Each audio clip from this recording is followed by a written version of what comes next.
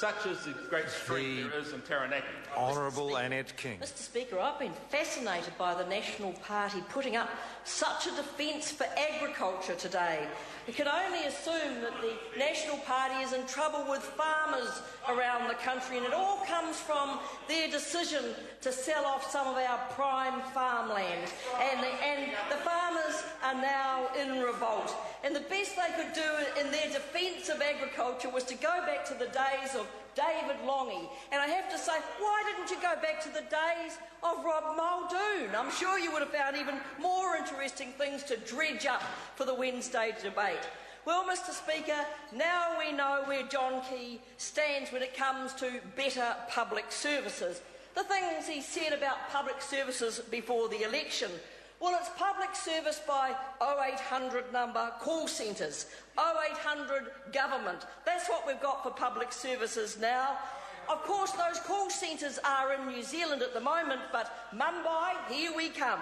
So perhaps John Key ought to take some time to learn what a public service is. You see, public means relating to people, and service means an act to help or assist. So the latest public service to join the 0800 government and in this aspirational way that the National Party is putting forward policy is Housing New Zealand. They have 69,000 people who are their clients. Most of them are the most vulnerable people in our society.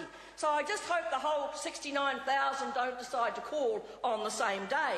But they've been told that they're now going to get a smarter, faster, fairer service by an 0800 number. Well, it reminded me very much of Tony Ryle's slogan. Better, sooner, more convenient was his health slogan in the last 3 years. Well, of course, we've got more people waiting for service. We've got more DHBs in debt. We have more DHBs not meeting their health targets. And we've got more vulnerable people waiting or having their services cut, including my colleague, David Cunliffe's own mother, who's had her service cut.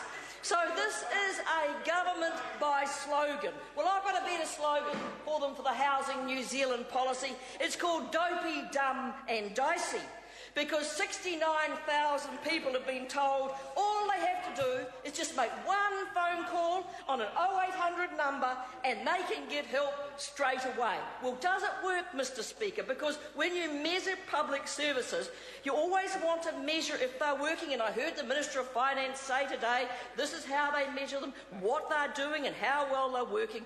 Well, let's take a social worker from Glen Innes. She works with the most vulnerable in that area, so she decided that she wanted to work on behalf of a client who came to see her.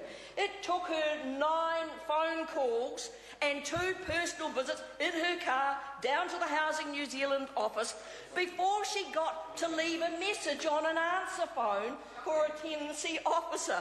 Unfortunately, she had to sit for 7 minutes on the phone line before she even got to leave the answer phone message. She is a qualified, experienced person who knows the system, and she could not work the new 0800 system. It's not the old 0800 system, it's the new way to provide a far smarter, faster, more convenient service.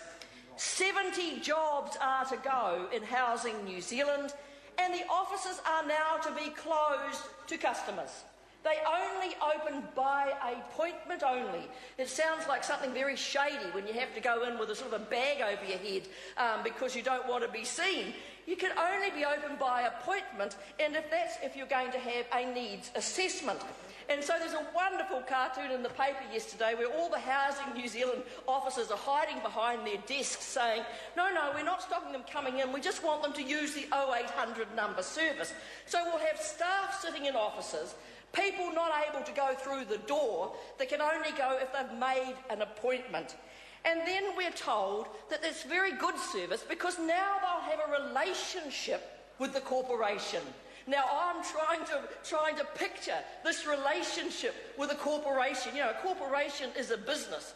So how do you wrap your arms around that? How do you talk to a corporation when you're a housing tenant for Housing New Zealand and you want to talk about your housing need? You normally talk to a person, and that's what a relationship is. Mr. Speaker, this is a dopey policy. It's not going to work. It is not faster, smarter or fairer. It's going to be hopeless. Jamie Lee Ross. Mr. Speaker, it's always good to go last in the general debate because you get to fix up some of the misstatements